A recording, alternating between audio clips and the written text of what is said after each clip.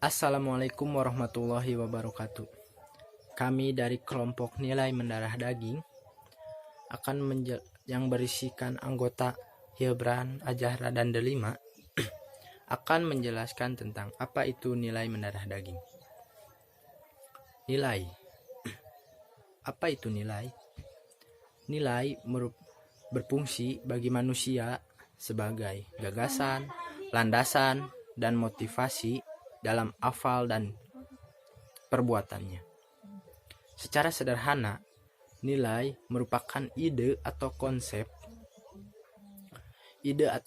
tentang sesuatu yang penting dalam kehidupan dan menjadi sesuatu yang selalu diperhatikan. Lalu, apa itu mendarah daging?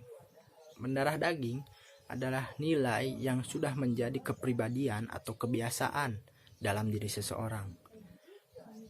Dan dalam mempergerakannya tidak lagi itu melewati ronde berpikir atau yang biasa kita sebut dengan bawah sadar.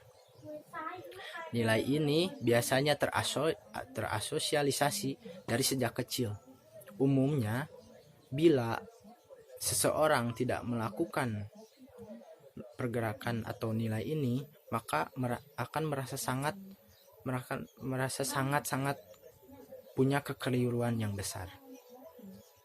Contoh yang ke-1 bisa dilihat dari seseorang kepala keluarga yang belum mampu memberi nafkah kepada keluarganya akan merasa menjadi kepala keluarga yang tidak bertanggung jawab.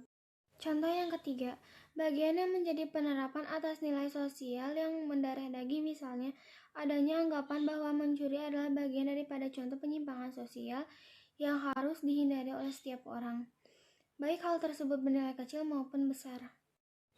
Nilai mendarah dagingnya, misalnya saja kita masih kecil, seseorang biasanya diberi instruksi oleh orang tuanya agar tidak mengambil uang milik ibunya.